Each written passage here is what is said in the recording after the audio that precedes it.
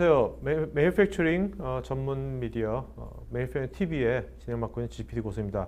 자, 오늘은 요즘 이제 그 제조업이 이제 100년 전에는 우리가 이제 뭐 포드 자동차니 해가지고 처음으로 이제 자동화가 이제 도입되었습니까? 생산 라인에.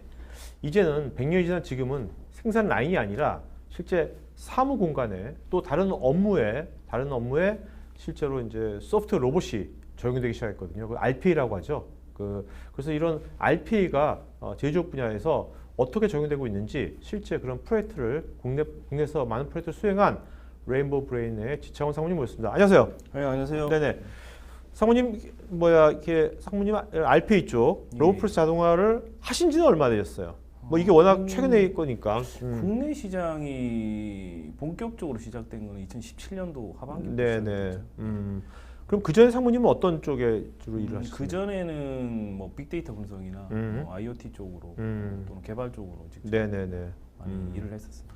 해보시니까 기존에 예. 뭐 SI라든지 뭐 예. 다른 프로젝트들을 했던 거하고 예. 이 RPA 예. 로봇 프로세스 자동화를 해보니까 예. 뭐가 다릅니까? 가장 다른 점이 뭡니까? 프로젝트를 하시면서 가장 큰 차이점이 아무래도 그 소프트웨어가 가진 영향력이죠. 그 영향력이 RPA는 굉장히 큰 것 같아요. 예. 네. 어떤 관점에서 크다고 말씀하세요? 예를 들면 ERP나 특정 솔루션들은 특정 분야에만 적용이 되는데요. 이제 이 로봇, 즉 로봇 사원은 네. 다양한 분야의 다양한 곳에 다양한 부서에 일을 할 수 있다는 점이 가장 큰 차이점이라고 봅니다. 그 일을 한 결과물도 굉장히 비저블하고요. 그렇죠. 그러니까 그렇다면 이 프로젝트를 하시고 나서 예. 공감대 형성이 예. 되게 빨리 확산되겠네요. 그렇죠. 도입하고 나서 가장 빠르게 2차 도입을 도입 검토를 하는 회사들이 가장 많죠.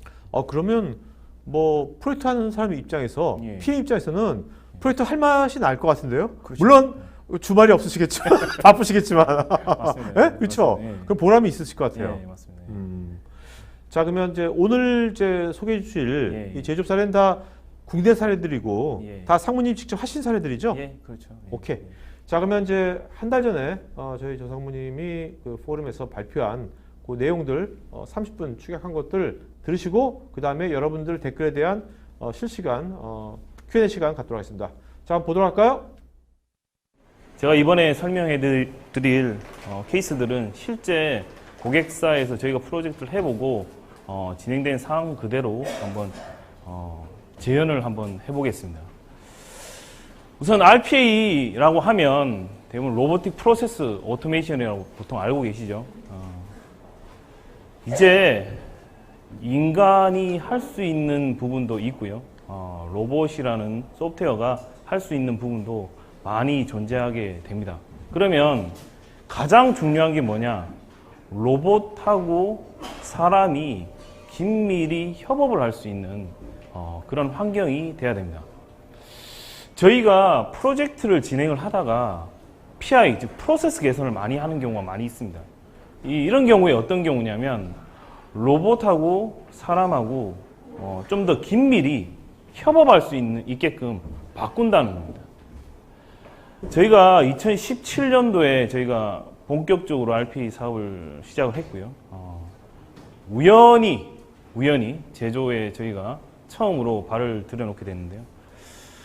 그 제조회사에 제가 처음에 컨설팅을 하려고 간 것도 아니고요. 우연히 제가 아는 분과 같이 가게 됐습니다. 반도체 회사입니다. A 반도체 회사고요. 굉장히 유명한 반도체 회사 중에 하나입니다.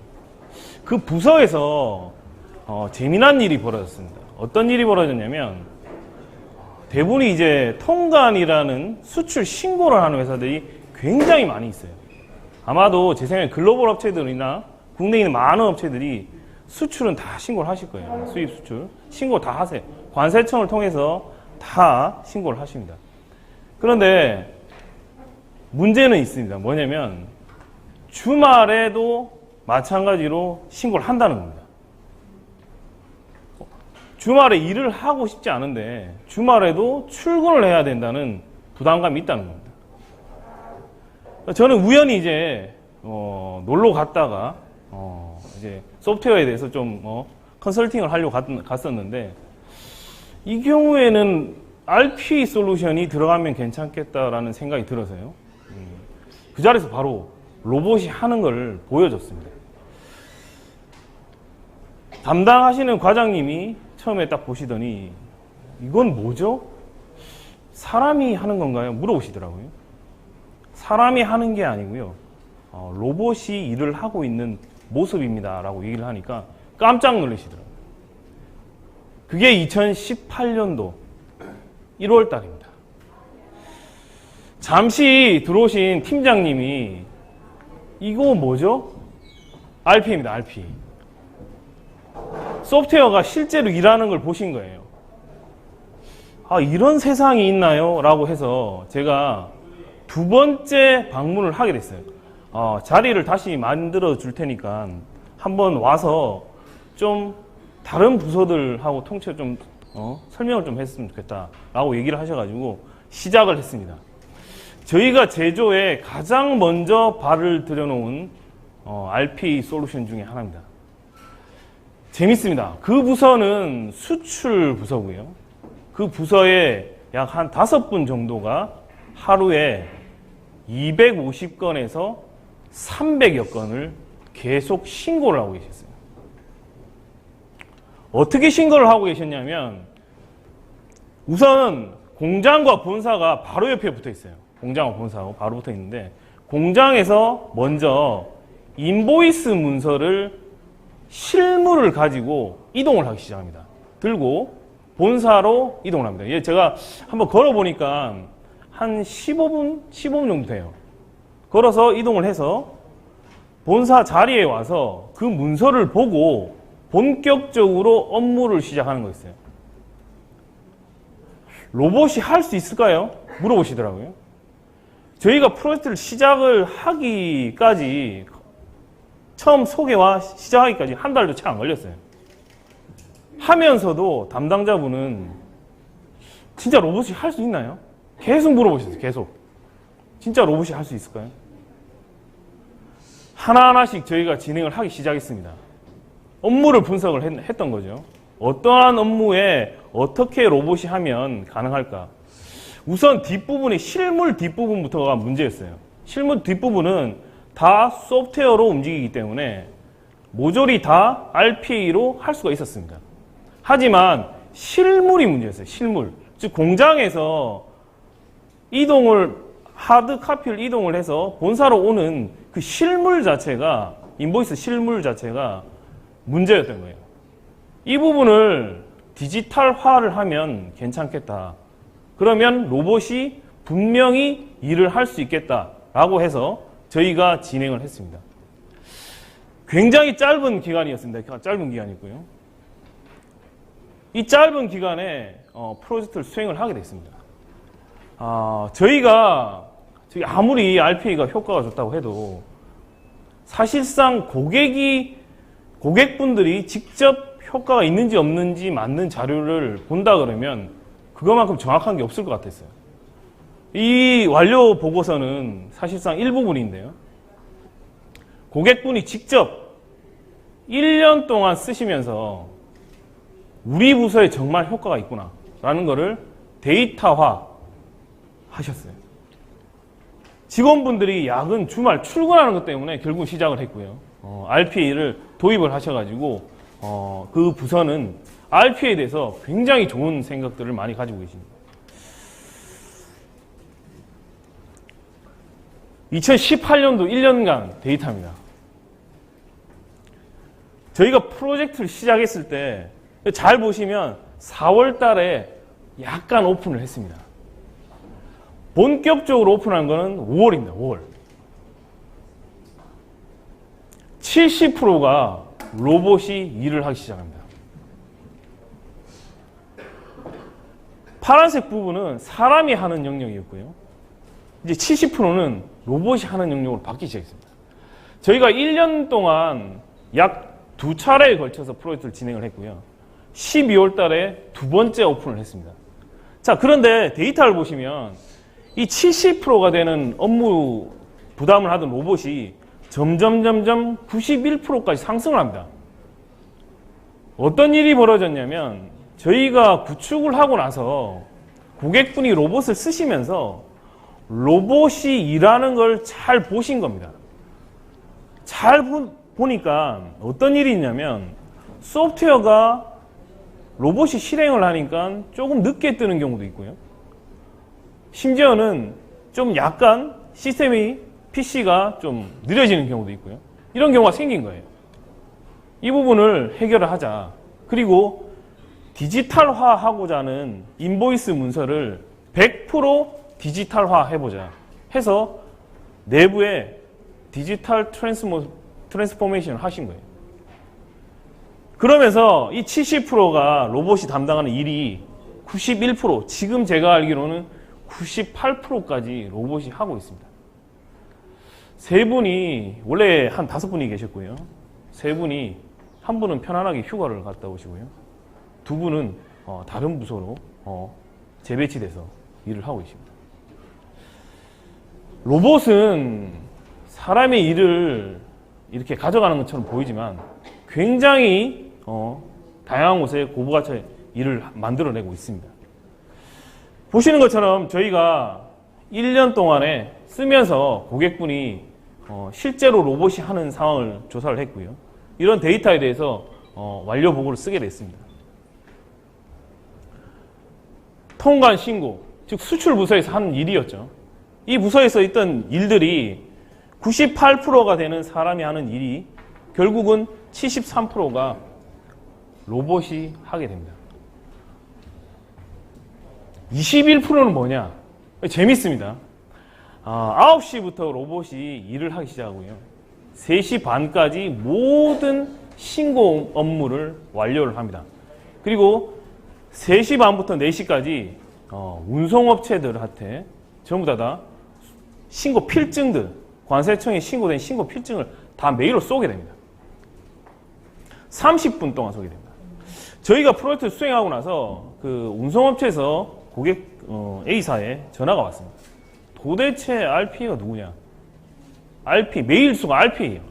디지털 사원이 일을 하고 있어요. 누구냐? 저희 로봇 사원입니다. 4번이 있고요. 연봉은 라이센스로 책정이 되고요. 일을 열심히 4대 보험 없이 열심히 일을 하고 있습니다. 21%를 왜 남겨놨을까? 참 저도 참 신기했습니다. 100% 그냥 로봇이 다 진행하면 되는데 21%를 남겨놨어요. 이 21%가 뭐냐면 만약에라도 로봇에 장애가 생겼을 때, 전기가 끊어졌을 때 또 신고를 진행을 해야 됩니다. 그러면 그 부분은 사람이 좀 했으면 좋겠다. 재밌는 부분입니다. 뭐냐면 사람이 일단 로봇 사원에게 업무가 이전이 되면요. 2, 3개월이 지나면 어떻게 했는지 기억이 안 납니다. 일을 할 수가 없어요. 근데 이 21%는 뭐냐? 정정신고를 합니다. 하루에 한 건 정도를 정정신고를 사람이 직접 합니다. 로봇이 하는 게 아니고요. 정정신고는 실제 신고와는 똑같습니다. 정정신고를 어떻게 찾아내냐? 저희가 로봇이 4시부터 24시간 나머지 시간을 돌면서 잘못된 부분, ERP에서 변경된 부분, 신고 이후에 변경된 부분을 찾아내고요. 그 정정되는 신고 부분을 그 다음날 아침에 담당자분한테 메일로 쏘게 됩니다. 하루에 한 건 정도 있다고 그러더라고요. 이 한 건 정도를 사람이 직접 수행을 하게 됩니다. 두 번째 사례입니다. 저희가 좀 처음에 좀 힘들었습니다. H3인데요. 식품입니다. 처음에 현업 담당자분이 반대를 하셨습니다. 내일을 로봇이 대신하기 때문에 내일을 결국은 로봇한테 빼앗기는 일이 벌어지죠. 제가 다르게 제안을 해봤습니다. 사람이 하는 100% 업무를 로봇이 진행하지 말고 아주 잘게 슬라이싱, 즉 쪼개서 한번 업무를 로봇을 진행을 해보자 제안을 드렸습니다. 굉장히 세부적으로 아주 잘게 쪼갰습니다. 잘게. 어떻게 보면 처음부터 끝까지 하는 업무를 어느 사이트에 들어가서 다운로드까지 하는 것까지만 로봇이 하자라는 것처럼 아주 잘게 쪼갰어요. 굉장히 잘게 쪼개서 프로젝트를 진행을 했습니다.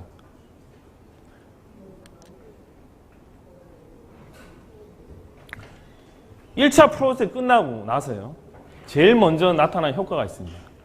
저희가 프로젝트 진행 중에 입금 로드, CMS거든요. 입금 로드는 좀 빨리 좀 진행을 했으면 좋겠다 라고 얘기를 하셔가지고 저희가 빠른 속도로 일주일 만에, 프로젝트 시작하고 나서 일주일 만에 저희가 오픈했어요. 즉 로봇이 바로 하기 시작했어요. 일주일 만에 일을 하기 시작했어요. 어떤 일이 벌어졌냐면, 입금 로드가 재밌습니다. CMS 솔루션이 있는데도 불구하고 내부에 있는 시스템이 연동이 전혀 안 돼요. 대부분의 회사가 아마 연동이 안 될 거예요.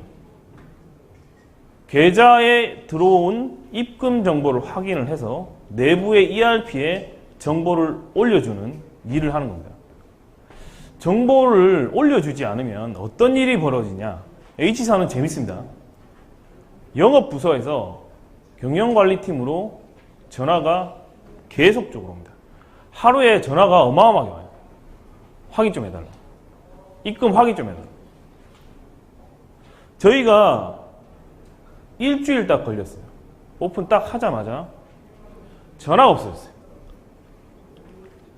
하루에 한 통의 전화가 안 오는 거예요. 로봇이 업무에 변화를 주기 시작했습니다. 전화가 없어지니까 내부에 있는 현업 담당자분은 좀 더 본인이 하는 일에 집중을 할 수 있는 거예요. 실제로 이 업무는 로봇 시간에 굉장히 많은 부분을 할애해서 돌아가고 있어요. 굉장히 단순해요. 계좌의 입금 정보만 내부 시스템에 올려주는 역할밖에 안 해요. 굉장히 단순하지만 내부에 업무에 변화를 주고 있는 거예요. RPA는 이제 단순한 로봇의 어떤 일을 하는 수단이 아니라 사람이 대체하는 수단이 아닌 것 같아요. 사람이 일하는 환경, 즉 조직 문화까지도 바꿀 수 있는 굉장히 큰 솔루션입니다. 파워풀한 솔루션이죠. 저희가 1차 끝나고 나서 여러 가지 데이터들을 직접 고객분이 작성을 하셨어요. 시간이 단축되고 정확도가 향상이 되고 업무의 효율성이 증대가 됐어요. 저희가 총 여기는 빠져있는 것들이 있는데요. 19개 정도 업무를 진행을 했어요. 원래 10개 정도 진행이 됐지만 저희가 진행을 하면서 좀 더 많이 진행을 해드렸습니다. 19개 정도를 업무를 해서 나온 결과입니다. 단순하고 반복적인 업무는 감소가 되고 비용 절감의 효과가 있고 휴먼 에러가 없어지죠. 마지막으로 금액적으로 한번 보자. 도대체 로봇이 비용 절감 효과가 있을까? 제가 작성할 수 없습니다. 이 데이터는. 연간 약 한 4,200만 원 정도 절감이 된다고. 로봇 한 대. 라이센스 굉장히 쌉니다. 이번 케이스는 제조입니다. 자동차 쪽이고요. C사입니다. 너무 최근에 저희가 프로젝트 끝났고요. 약 9개 정도 업무를 진행을 했습니다. 1차 프로젝트로 9개 정도 진행을 했고요. 1차 프로젝트 이후에 담당자분이 RPA 팀이 만들어졌습니다. 담당자분이 직접 로봇 사원과 함께 공장을 돌기 시작했습니다. 저도 몰랐습니다. 공장을 다 투어를 하셨더라고요. 저희 요번에 입사한 로봇 사원입니다. 로봇 사원하고 협업할 수 있는 시스템에 대해서 공장을 돌면서 설명을 하신 겁니다. 저희가 9개를 진행을 했는데요. 2개가 대박이 났습니다. 효과가 큰 겁니다. 굉장한 효과가 난 거예요. 사실 저희도 그만큼 효과가 날 줄 몰랐어요. 공장을 돌면서 전부 다 진행을 하다 보니까 로봇 사원이 어떻게 일을 하는지 보신 거예요. 끝나고 나서 이번에 2차로 프로젝트를 크게 할 예정인데 어떤 업무를 하시겠냐, 어떤 업무들이 필요하냐라고 메일로 취합하기 시작했어요. 약 240건 정도 올라왔고요. 240건 중에서 추려서 120건 정도를 만들어 오셨더라고요. 제가 이번에 완료 보고를 하면서 내려갔습니다. 120건 너무 많습니다. 한 번에 진행할 수 없습니다. 제가 그래서 약 30건에서 40건 정도만 좀 했으면 좋겠다 라고 얘기를 했고요. 30건에서 40개 정도 업무 프로세스를 진행할 예정입니다. 근데 어떤 업무냐? SCM 업무입니다. 생산 쪽에 SCM 업무가 굉장히 많이 있어요. 자동차죠. 현대 쪽하고 일항이 많이 있습니다.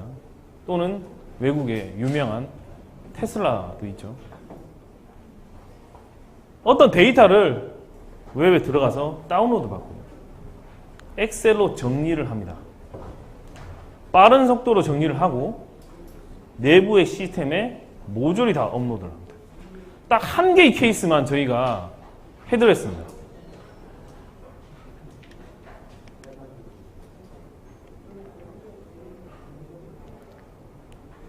너무 많은 SCM 업무가 올라왔어요. 제가 지금 카운팅을 해보니까 약 한 80개 정도가 돼요. SCM 업무가. 왜 이런 업무가 많지? 대부분이 회사와 회사, 기업과 기업 간에 연동하는 일들이 많아요. 그런데 데이터들을 또는 시스템과 시스템 간에 연동이 안 되는 거예요, 전혀. 그러다 보니까 이 연동하는 부분을 결국은 RPA가 한 겁니다. 즉, 사이트에 들어가서 파일을 다운로드 받고 그리고 내부 시스템에 SCM 솔루션에 다 내용을 넣고요. 그 다음에 공장별로 다 할당을 합니다. 간단한 업무지만 이런 업무가 굉장히 많은 거였습니다. 모조리 올라왔습니다. 모조리.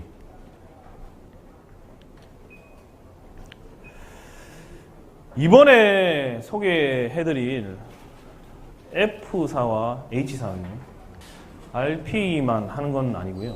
저희가 레인보우 브레인이잖아요. 브레인입니다. 브레인. 인공지능도 같이 하고요. 제가 94년도에 뉴럴 네트워크를 하기 시작해서 알파고가 나오기 전까지 AI를 한다고 얘기했지만 그들도 보지도 않았었습니다. 지금은 알파고 굉장하죠. AI 기술을 RPA에 접목을 해보자. 물론 오토메이션 애니웨어라는 제품이 굉장히 잘 돼 있어요. 어떻게 잘 돼 있냐면 제가 약간 설명을 좀 해드리겠습니다. 비개발자가 RPA를 구현하는 데 있어서 가장 잘 돼 있는 솔루션이 제 생각에 오토메이션 애니웨어입니다. 저는 국내에 들어와 있는 솔루션을 포함해서 다 씁니다. 사용을 할 줄 압니다. 근데 AI는 굉장히 쉽습니다.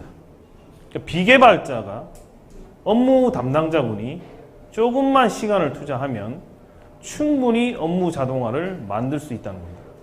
이런 솔루션이 없죠. 물론 좀 더 기능을 확장한다 그러면 개발자분이 붙으시면 더 좋아요. 하지만 비개발자도 충분히 할 수 있다는 겁니다. 배우기 쉽다는 거죠.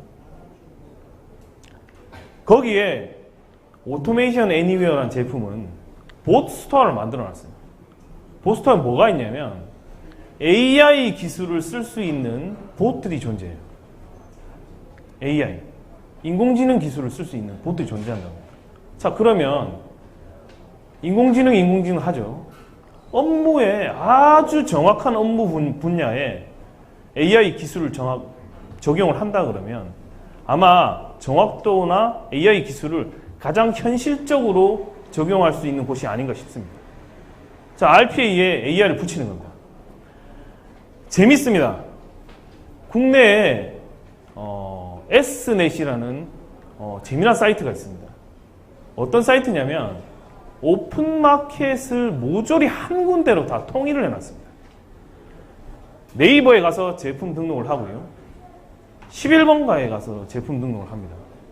또는 또 다른 오픈마켓에 또 등록을 하는 겁니다. 굉장히 귀찮은 일입니다. 아마 이 시점에 이 제품이 나오기 전까지 RPA가 있었다면 아마 RPA가 다 등록했을 것 같아요. 근데 하지만 그 솔루션이 RPA보다 먼저 국내에 많이 깔려있는 상태가 된 거죠. 그 솔루션은 내부에서 제품 등록만 하면 오픈마켓 전부 다 연동되어 있는 사이트에 다 등록돼요. 그리고 오픈마켓에서 들어온 모든 주문에 대한 정보들이 그 사이트 안에 다 들어오고요. 그 사이트 안에 들어온 내용을 다운로드 받아서 쓰시는 거예요. 공룡 젤리 제품 코드가 0001입니다. 공룡 젤리 제품 코드 001 주문 굉장히 쉽죠. 문제는 오픈마켓에 올라갈 때 공룡 젤리라고 올라가지 않는다는 문제입니다. 즉 무슨 얘기냐면 판매자들이 제품을 팔 때 굉장히 많은 화려한 어구들을 붙인다. 아이들이 정말 좋아하는 아이들이 놀면서 먹을 수 있는 이런 식으로 굉장히 많은 어구들을 붙이게 됩니다. 그 어구를 보고 담당자, 현업하시는 분들이 보고 아, 이 제품은 공룡 젤리구나. 그래서 내부에 발주 시스템에 이렇게 주문을 시작합니다. 어렵죠. 사람이 많이 붙어야 됩니다. 오픈마켓에 1,500건, 매일 1,500건, 2,000건 데이터들이 들어오면 일일이 사람이 보고 내부 시스템에 바꿔서 넣어야 돼요. 못합니다.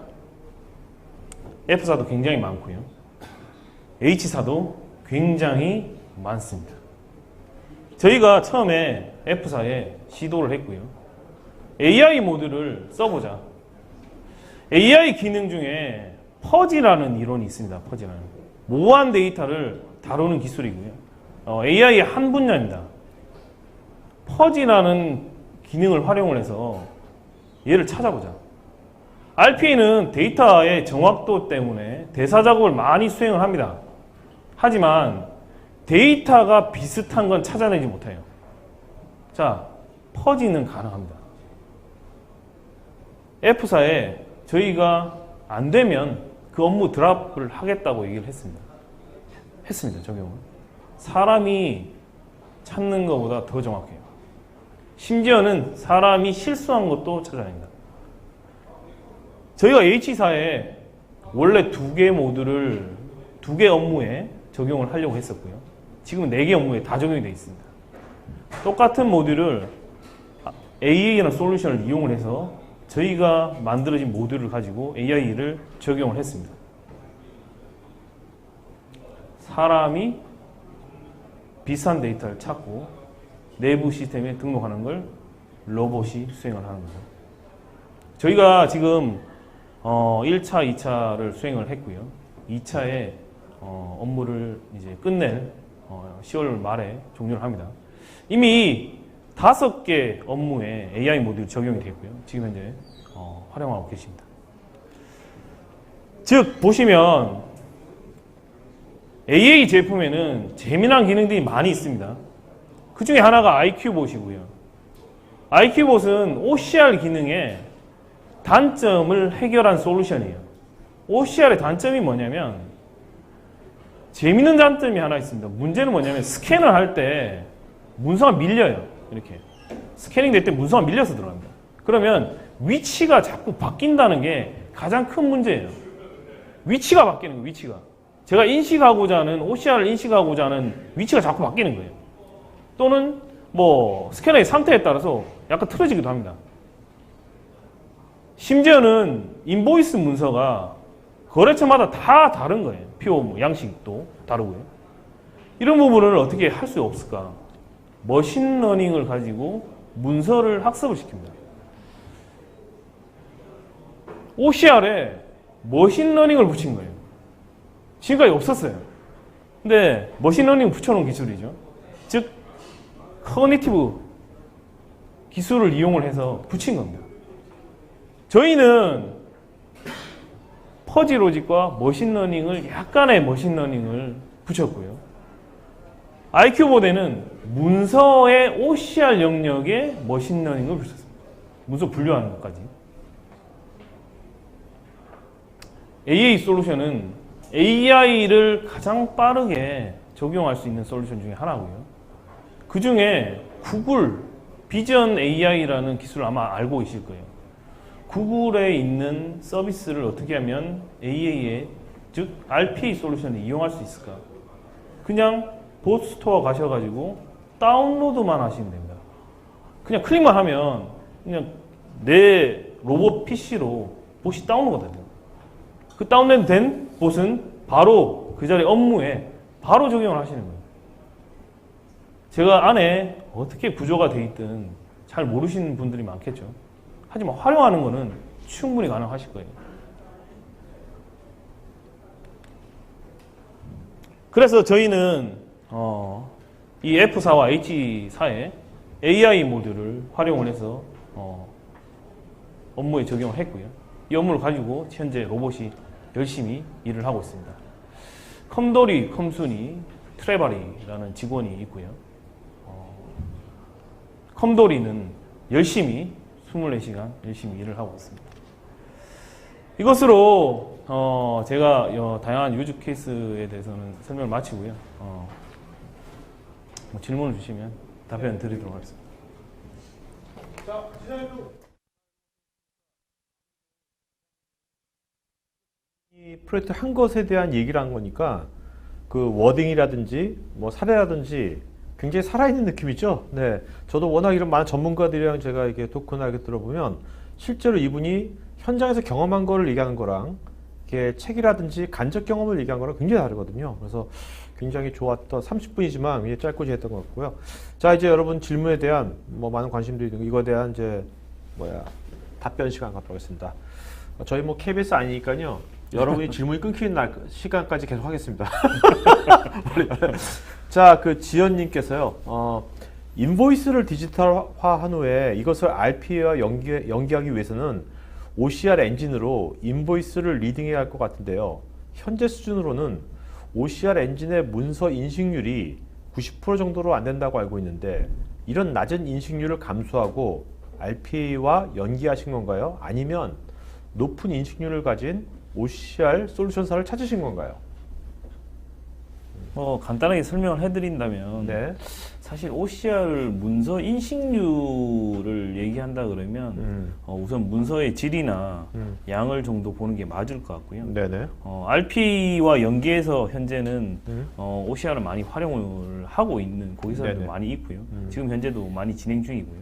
그리고 뭐 높은 인식률을 가진 OCR 솔루션사라고 얘기한다 그러면 현재 국내에도 유명한 솔루션사가 들어와 있고요. 네. 그리고 저희도 지금 현재 프로젝트 중에서 계속 진화하는 OCR 엔진을 찾고 있는데 그 엔진은 현재 글로벌하게 네. G사가 네. 현재 구현을 하고 있어서 그 리소스를 활용해서 저희가 프로젝트를 진행하는 곳이 있습니다. 네. 그러면 어떻게 보십니까? 실제로 필드 느껴보니까 OCR의 예. 인식률이 예. 계속해서 매년 이렇게 좋아지고 있습니까? 그 커브가 제가 어떤가요? 보기에는 점점 뛰어나게 진화되고 있다는 건 맞고요.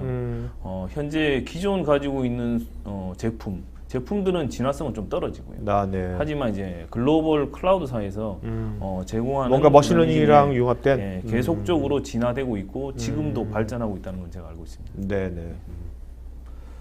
자, 그다음에 홍완표님께서요.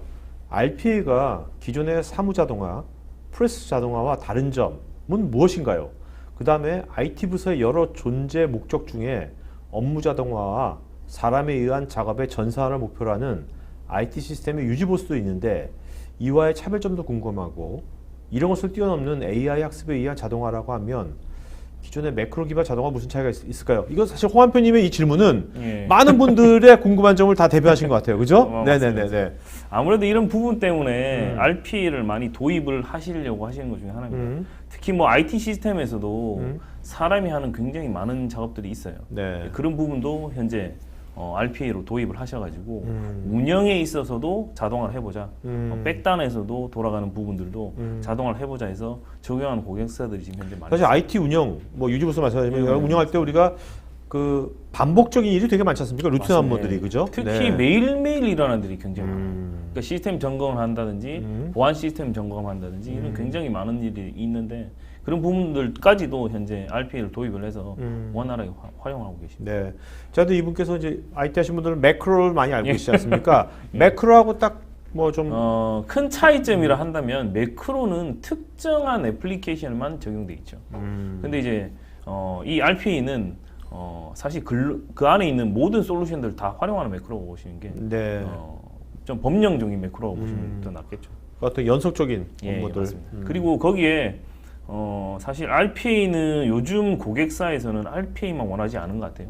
AI 기술을 자꾸 확장성 있는 솔루션을 원하시는데 네. 단순 매크로라면 힘들겠죠. 근데 네네. 이제 AI 기능을 활용을 해서 네네. RPA 업무를 많이 찾고 계십니다. 자, 그다음에 박기준님, 현재 ERP 시스템을 사용하고 있고 통관 관련된 업무는 내부적으로 개발해서 ERP 시스템과 연계하고 있는데요. 이런 경우도 RPA 적용이 가능한지요? 가능하다면 어느 정도의 기간이 필요할지요? 네. 기간은 저희도 뭐 봐야 알겠지만 RPA 적용이 가능한지를 본다 그러면 그 업무를 하시는 분이 좀 더 단순하고 반복적이다. 네. 그러면 제 생각에는 100% 구현이 가능하다고 봐야 돼요. 근데 이런 우리 아까 사례에서 통관 나왔지 않습니까? 예. 통관 관련된 것은 아무래도 그 절차가 예. 프로세스가 딱 픽스돼 있잖아요. 맞죠. 그렇지 않습니까? 예, 맞죠. 네네. 그래서 뭐 이렇게 아무래도 충분히 가능합니다. 네, 충분히 가능한 것 같은데. 그 금지훈님께서는요. 근데 여기 박기준님 말씀하신 것처럼 예. 많은 회사들이 ERP는 있지만 예. 이 통관이라든지 다른 여러 그 개별 업무들은 예. SI로 해가지고 예. 같이 연계해서 쓰는 것도 굉장히 많을 거예요, 그죠? 예, 맞습니다. 네, 예.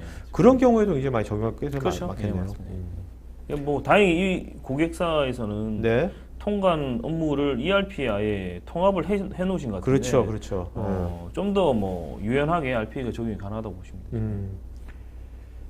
뭐 금방 방금 이제 송태준님께서 예. RPA가 로봇 프로세스 오토메이션이지 않습니까? 예. 로봇 프로세스 자동화인데 여기서 도대체 로봇의 정의가 뭐냐? 아, 이게 뭐 터미네이터가 진짜 로봇이냐? 뭐 이게 사실 이거 로봇의 정의가 예. 왜 로봇을 넣는지 그냥 그 프로세스 자동화해도 될 걸. 예. 왜 로봇을 넣느냐? 네, 그런 질문을 하셨는데. 좀 설명을 해드리면 좀 복잡하긴 한데요. 원래는 RPA라고 이전에 부르지 않았습니다. 네. 원래 오토메이션이라고 소프트웨어 오토메이션이라고 불렀는데 네. 거기에 이제 좀 더 기능들이 아. 좀 더 AI 측면에 확장이 되다 보니까 멀리 보고서 예, 로봇이라는 게 붙은 것 같아요. 되게 잘 붙인 것 같아요. 예, 예. 아. 그래서 뭐 하드웨어 보통 로봇이라 하면 하드웨어 로봇을 보통 생각하시는데 순수한 소프트웨어 로봇이라고 보시면 네, 네. 자, 다 금지훈님께서요. 충분히 테스트 기간을 거쳐서 로봇을 업무에 적용할 경우에 로봇의 인식 오류 등으로 업무상의 차질이 발생될 경우에는 어떤 프로세스로 문제 처리와 해결해야 되는 것인지 궁금합니다. 이거 굉장히 좋은 질문이에요. 네, 네, 네. 왜냐하면 모든 고객분들이 주시는 질문 중에 하나입니다. 네네. 사실상 저희가 업무를 하다가 어떤 업무에 차질이 생기면 네. 예를 들어서 뭐 PC에 문제가 생겼다. 사실 커피 마시러 가면 됩니다. 그쵸. 담배를 피러가거나 그쵸. 커피 마시면 되는데 사실 로봇에 어떤 문제가 생겼다. 굉장히 심각하게 생각해요. 네, 네. 로봇이 일을 하지 않는 그 상황을 못 보시는 거예요.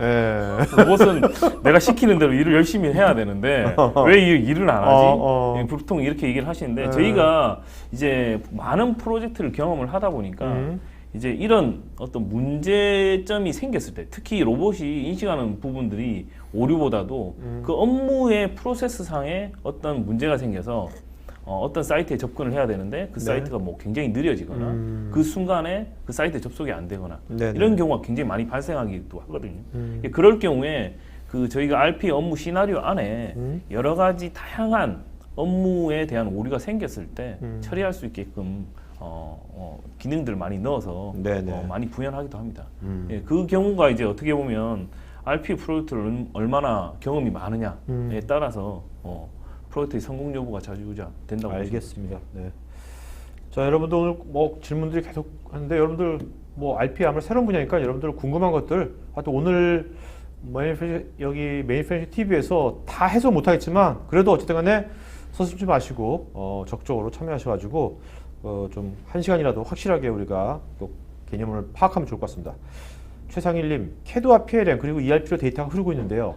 RP 적용에 가장 적합한 곳은 어디인가요? 뭐 제조업하면 사실 이 세 가지 요소는 다 있는 거지 않습니까? 네. 저희가 이 관련 질문을 제가 최근에 한 몇 번 받은 것 같아요. 그럴 것 같아요. 과연 CAD나 CAD 말고 CA도 있거든요. 네네. CA라고 CAD라고 있는데 네네, CA도 있죠. 네. 네. CAD 쪽도 네. RP를 적용할 수 있을까요? 라고 물어보시는 고객사 네. 있어요. 네. 저희가 한번 해봤습니다. 네. 네, 됩니다.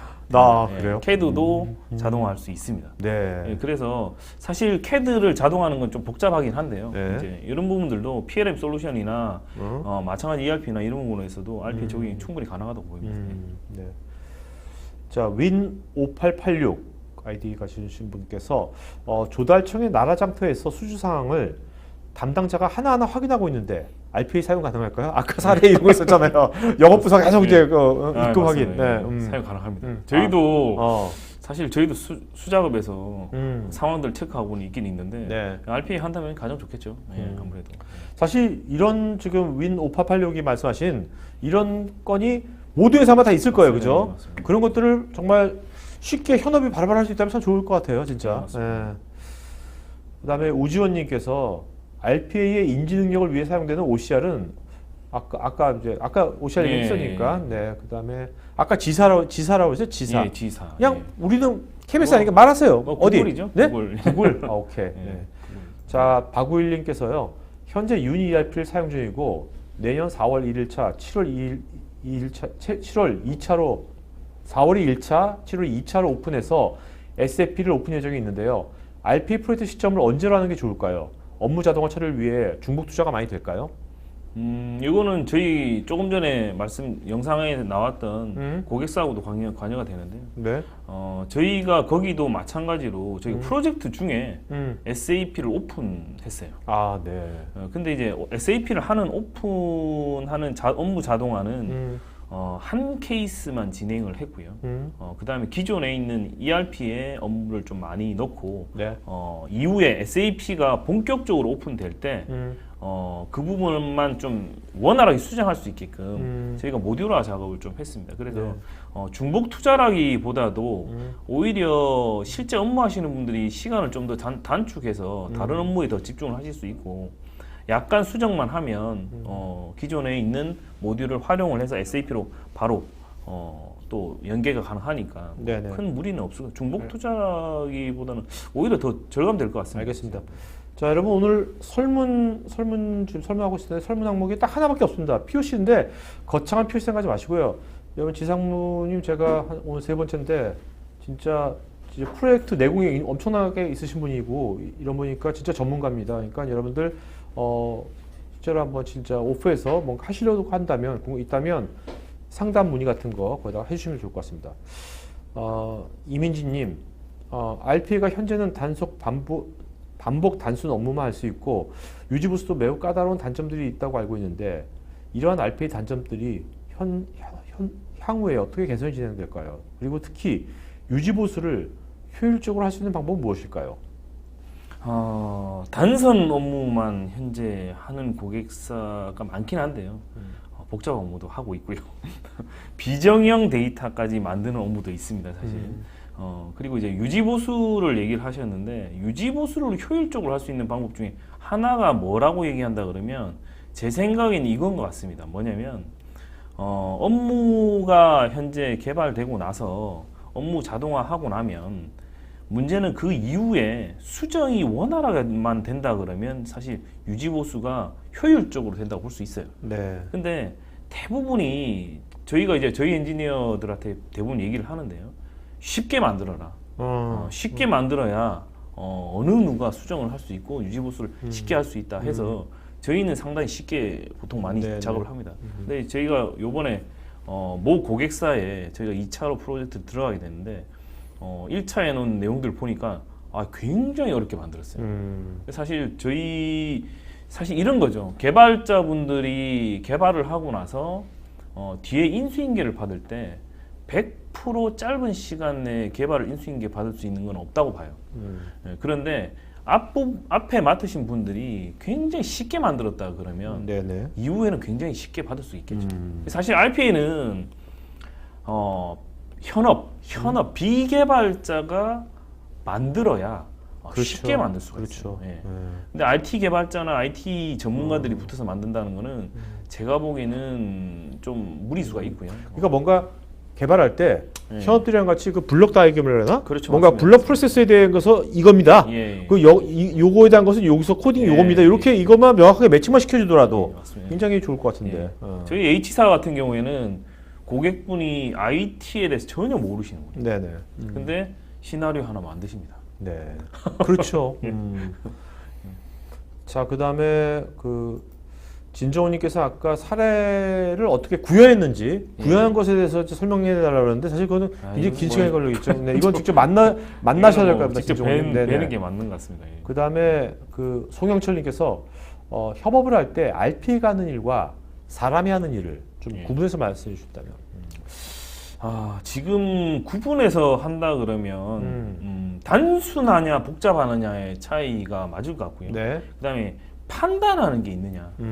데이터를 보고 이 데이터가 크다 작다를 본인의 감각으로 안다 그러면 사실 판단은 사람의 판단의 네. 기준을 하는 거거든요. 그런 경우는 사람이 하는 게 맞고요. 그게 아니라 데이터를 보고 정확하게 맞느냐 틀리느냐 또는 뭐 대사 작업을 하느냐는 그거는 RPA가 하는 거예요. 맞을 것 같아요. 네. 자, 박성훈님께서 이분은 이제 오토메이션 애니웨어를 11을 사용하고 있는데 현재 자동화를 20개 과제 정도 확산하고 있습니다. 예. 수요가 많아져서 60개 정도 과제가 접수되고 있는데 예. RPA 전담팀에서는 개발 및 안정화에만 전념하고 싶은데 운영 리소스에 시간이 많이 소모되고 있습니다. 예약 확인, 에러 확인 등 그런 리소스를 분산시킬 수 있는 효율적인 방법이 있을까요? 일단 이 질문. 제가 여기는 제가 보면 좀 더 정확하게 알 수 있을 것 같은데요. 네네. 네, 일단 뭐 개발하고 안정화에만 전념을 하고 싶은데 운영 리소스 사실 RPA는 운영 리소스에 크게 큰 소모가 되지 그렇죠. 않거든요. 그렇죠. 근데 운영 리소스에 많은 엄청 소모된다 자동화가 아니죠. 어떻게 보면. 봐서는 제가 보기에는 업무에 좀 뭐 에러라든지 이런 게 좀 많은 것 같아요. 아니면 처음에 업무 과제 선정을 좀 이렇게 네, 그런 거일 수도 있고요. 여러 가지 부분에 있어서는 좀 테크니컬한 부분들이 필요할 것 같습니다. 알겠습니다. 그다음에 두 번째 질문은요. 1팀 1봇을 목표로 각 팀별로 전용 RPA를 확산하려고 하는데요. 현재 러너만 서버 가상컴에 개발된 태스크를 올린 다음에 시간을 분할해 쓰고 있는데 시간 할당에 따른 쏠림 현상이 나타나서 과제 접수에 제한이 있습니다. 로보틱 데스크탑 오토메이션을 통해 현업에게 담당시키면서 확산하고 싶은데 교육 운영 확산이 어렵습니다. 비개발자들이 운영할 수 있게 하려면 어떤 베스트 사례를 벤치마킹하면서 도움이 될까요? 비개발자들이 보스토를 찾아서 쓰기엔 운영 환경 세팅이 어려워가지고요. 이거는 제가 말씀드리면 현재 자동화 20개 과제에 모듈화가 잘 돼 있다면 사실 비개발자들이 실제로 업무하는데 그렇게 만드는데 어렵지가 않아요. 네네. 근데 제 생각에는 그게 좀 힘들게 돼 있다 그러면 보스토어에서 찾아서 이것만으로는 그 비개발자 운영하기 힘들고요. 그리고 또 내재화가 지금 제가 보니까 조금 필요한 것 같아요. 네네. 그 내재화가 개발자리가 아닌 비개발자가 할 수 있게끔 내재화를 좀 시키시면 제 생각에 충분히 도움이 될 것 같고요. 그리고 뭐 확산하신다고 얘기를 하셨는데 사실 지금 국내에 1인 1봇의 지금 개념으로 지금 많이 바뀌고 있습니다. 그래서 중앙에서 관리하는 봇이 아니라 전국에 있는 지점 또는 그 지사에서 네. 자기네들이 본인들이 직접 관리하는 봇들 이 디지털 사원은 우리가 관리하는 사원이야 라고 하는 개념으로 지금 예전에 바꾸고 우리 있습니다. 예. 사업부 영업부서마다 예, 예, 그 관리 여직원 한 예, 명씩 있었잖아요. 그렇습니다. 예. 네, 그런 거 같은 그렇게 거 해서 같아요. 좀 많이 바뀌고 있는데 그 정도로 하려면 제 생각엔 내재화가 꼭 필요할 것 같아요. 네네네. 자, 박우일님께서 RPA가 현재 가장 잘할 수 있는 업무가 어떤 형태가 있을까요? 송장을 인식해서 ERP의 수출입 관련 데이터 입력 처리, 아니면 프로그램에서 특정 루틴으로 조회해서 결과값을 엑셀로 정리하는 것. 저희 팀의 경우 고객 취소, 반품건에 대한 이메일 내용을 정형화하면 메일을 보고 특정 루틴으로 처리하는 것도 간단하게 될런지요. 정확히 하시려면. 그럼 지금 얘기하신 분은 네. RP를 할 수 있는 업무는 다 얘기하신 것 같은데요. 네네. 이분이 아까 거기 SAP를 내년도에 네, 다 1차, 하신 것 2차 같아요. 하려고 예, 하는 예, 거니까 예. 네. 이 업무들 다 하면 되겠죠. 다 네. 하는 겁니다. 예. 이한범님께서는 혹시 그 SAP의 재무 업무 쪽에 적용한 사례가 있는지? 있습니다. 아, 네. 예. 그다음 사실 이 재무 업무 쪽은 크리티컬한 부분이 많이 있고요. 네. 특히 연봉왕에 관계되는 이게 또 관리 회계가 있고 그게 예, 일반 회계가 있지 않습니까? 그런 다 부분이 좀 맞습니다. 그 오픈하지 말아야 되는 그렇죠. 정보들이 많아서 이거 특별히 또 요청하시는 고객사들이 있습니다. 그 이창원님, RPA를 적용 시에 개발 문제 외에 내부 외부 시스템 에러, 네트워크 에러, 팝업 에러 등 다양한 케이스가 발생할 것 같은데 정상 가동률 목표를 어느 정도로 보아야 하고 유지 보수는 상시 대응 체계로 가야 하는지요? 이게 참 여러 가지 부분이 한데요. RPA 업무를 적용할 때 사실 내부 업무, 외부 업무를 보통 나누게 됩니다. 이제 내부 업무는 내부 시스템을만 활용해서 하는 업무들이고요. 네네. 외부 업무는 외부에 있는 다른 시스템을 가지고 하는 업무들인데요. 이 부분을 사실 잘 슬라이싱을 해야 돼요.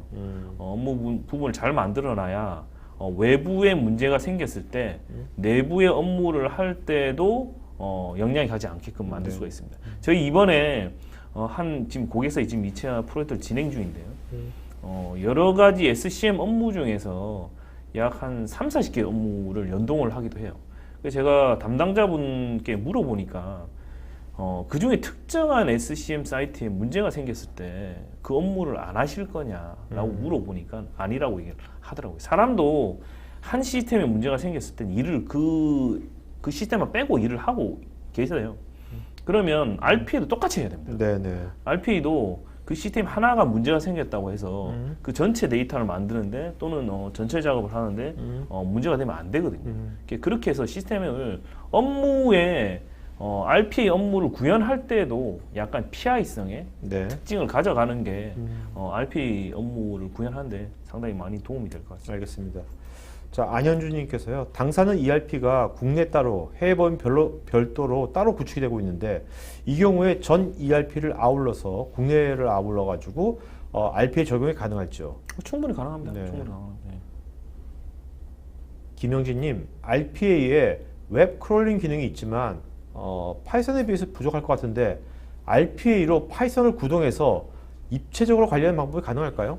이 경우가 최근에 저희 고객사에도 한번 얘기를 한 적이 있습니다. 네. 네, 웹 크롤링이 파이썬에 비해 부족한 건 맞아요. 왜냐하면 유연성을 따지자면 파이썬이 개발 도구이기 때문에 네네. 개발 언어죠. 네. 개발 언어이기 때문에 뛰어난 건 맞아요. 속도도 네. 빠르고요. 네. 하지만 키포인트는 이겁니다. 뭐냐면 유지보수가 편하냐. 아. 이 파이썬으로 개발하신 분만 의존한다 그러면 이렇게 하셔도 상관없어요. 네네. 근데 그게 아니라 네.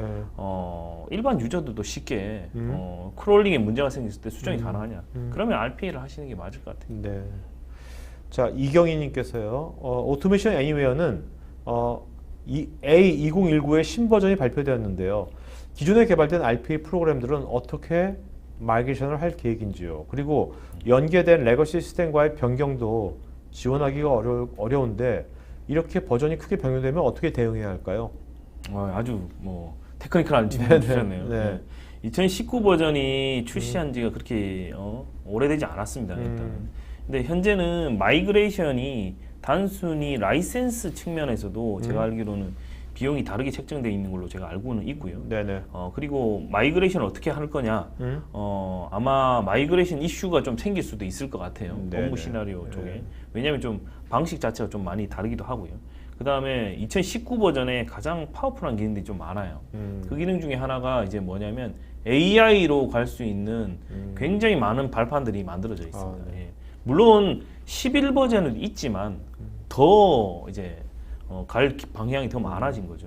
그래서 제가 보기에는 마이그레이션 이슈는 분명히 있을 것 같고요. 네네. 거기에 맞춰서 내부에 있는 개발되어 있는 업무 쪽을 먼저 확인을 해봐야 어떤 식으로 마이그레이션 할지 계획이 생길 것 같아요. 네. 자, 그다음에 우주원님께서 윈도우 응용 프로그램, 웹 기반 프로그램은 RPA가 쉽게 제어가 가능하겠지만 액티브엑스 기반이나 국내의 X 플랫폼 등 프로그램의 내부 오브젝트들이 제어가 안 되는 경우는 어떻게 구현해야 할까요? RPA에 적합하지 않은 업무라 판단하고 적용 안 하는 게 맞을까요? 이 질문이 제가 보기에는 왜 나왔는지 잘 모르겠는데 우선 저희는 액티브엑스뿐만 아니라 플래시 X 플랫폼 말고도 현재 쓰고 계시거든요. 네네네. 계시고요. RPA를 적용해서 활용하고 계십니다. 네, 알겠습니다. 자, 그다음에 최성태님께서 IT 보안 시스템에도 RPA가 적용 가능할까요? 예를 들면 방화벽 정책 작업 같은 경우 잘못 들어가게 되면 리스크가 큰데요. 아, 그죠. 근데 이런 관련 작업은 제가 보기에는 보안 시스템을 RPA가 작업을 하고 그리고 담당자가 반드시 확인할 수 있게끔 하는 작업이 필요할 것 같습니다. 네네. 그래서 업무를 구현할 때 담당자의 승인이나 그런 확인할 수 있는 작업이 필요할 것 같습니다. 자, 김경배님께서는 이제 이번 경험이 많으신 분인데 이제 85년도에 처음 사무자동화가 시작됐을 때 그 기업 컴퓨터 도입 시절과 지금 RPA 도입하는 게 비슷하다는 거죠. 예. 이분의 코멘트는. 예. 네, 그때도 굉장히 고용 불안이라든지 단순 업무 직원의 고용 불안이 너무나 예. 컸다고. 예. 네, 그래서 이런 기술에 대한 보완도 있겠지만 기업 내 인력의 고용 불안 해소 차원의 접근이 굉장히 중요할 것 같다고 예. 코멘트 주셨습니다. 예. 네.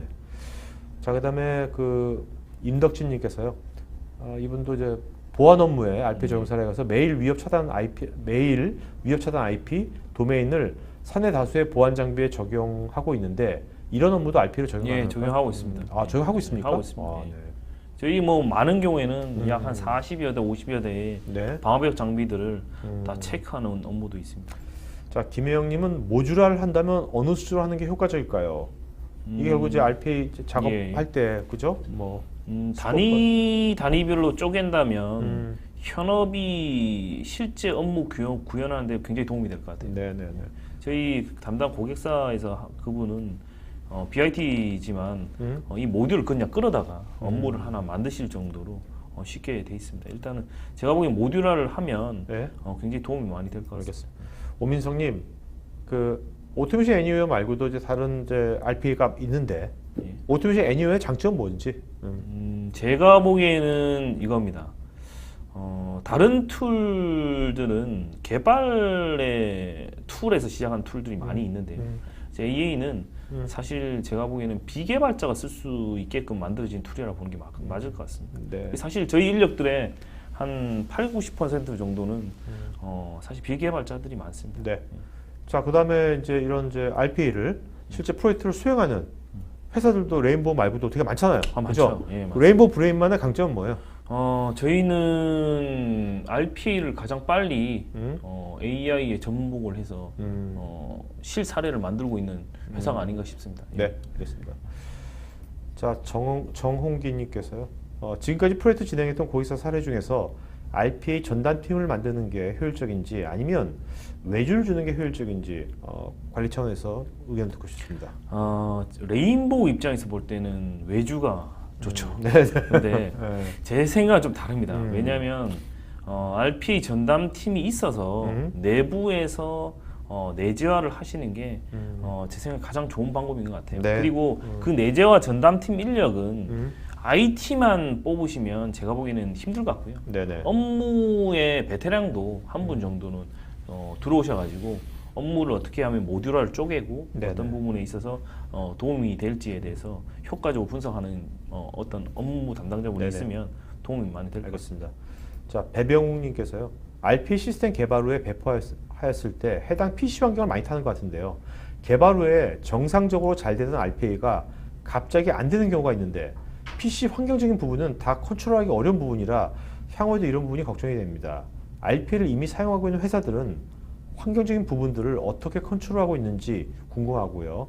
그런 환경까지 감안해서 개발을 잘 해야 되는 게 맞는지요? 이 환경과 개발은 좀 아닌 것 같아요. 뭐 음. 다르게 생각하시는 게 맞을 것 같고요. 사실 PC 환경에 문제가 생긴다 그러면 지금 현업에서 일하시는 분도 당연히 업무하시는데 문제가 있겠죠. 네네. 그건 맞는 것 같아요. 그러니까 디지털 사원인데 이 로봇이 디지털 사원이 일할 수 있는 환경이 안 돼 있다 그러면 그건 문제가 될 것 같습니다. 근데 저희가 해보면 환경적인 부분으로 많이 타는 것 같다. 그런 거는 거의 없었던 것 같아요. 네네.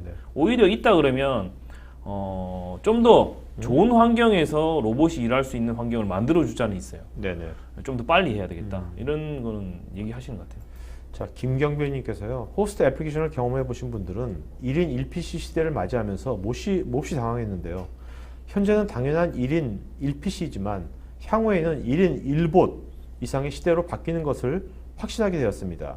RPA의 깊은 의미를 느끼면 조직 운영과 경영 상황에 직접적으로 영향을 준다는 것을 빨리 깨닫는 것이 기술적 호기심보다 더욱 중요할 것 같습니다. 라고 아예 오늘의 결론을 맺어주셨습니다. 뭐이 부분에 대한 네네. 내용은 소프트뱅크의 손정 회장님도 한번 얘기하신 네네. 것 같습니다. 예. 김경민이 글을 아주 깔끔하게 잘 쓰시네요. 자, 오늘 질문하신 분 중에서 좀 5분 예. 좀 이렇게 좀 이름을 좀 불러주시죠. 기억하세요? 아니 네. 기억을 못해. 아까 좋은 너무 질문 아프셔가지고. 금지훈님이라고 좋은 질문 하셨더라고요. 예, 금지훈님하고요. 예, 제가 일단 제가 3분 꼽을게요. 예. 금지훈님, 최상일님, 이민지님. 예. 나머지 2분 고르세요. 나머지 두 분은 마지막에 김경배님, 정리를, 네, 김경배님 해주신, 또 한 번, 예. 또 한 번. 그리고 뭐 중간에 보면은 2019 버전에 대해서 이경희님. 예. 자, 이경희, 그 다음에 김경배, 이민진, 최상일, 금지훈. 요 5분은요, 저희 스태프 이메일 주소로 본인 이름, 주소, 핸드폰, 이메일 보내시면 저희가 스타프스 기프트권 보내드리도록 하겠고요. 또 오늘 지금 설문, 지금 POC 시청하신 분들께도 저희가 기프트권 보내드리도록 하겠습니다. 뭐 POC는 그냥 하지 마시고요. 진짜로 오늘 상무님 말씀드리면서 한번 만나봐서 한번 좀 더 깊이 한번 상담하고 싶다 하시면 신청하시면 좋을 것 같습니다. 자, 사모님 마지막 예. 한 말씀 마치고 RPA에 대해서 음. 많이 질문 주시는 데서 감사드리고요. 좀 테크니컬한 부분들이 필요하시면 언제든 연락 주시면 저희가 찾아뵙겠습니다. 네. 자, 여러분 지금 이제 많은 분들이 실루엣만 있으신데 여러분 그 실루엣을 누르시면요. 여러분 실루엣을 누르시면 MTV 매니페이션 TV의 회원이시면 여러분 그 PC에 있는 여러분 사진 올릴 수도 있거든요. 그래서 우리 다음번에 만났을 때는 이게 실루엣 하지 마시고요. 여러분들 누구야 여기 보면 아까 아현주님처럼 이렇게 본인 얼굴 아니면 윈 5886님처럼 본인이 좋아하는 이미지 이렇게 올려주셔도 좋습니다. 우리 다음번에 만날 때는 좀 이렇게 실루엣 말고 뭔가 좀 컬러풀한 서로 이미지를 보면서 같이 얘기하면 좋을 것 같습니다. 자, 오늘 이걸로 매니페이션 TV 마치도록 하겠습니다. 고맙습니다. 네, 감사합니다.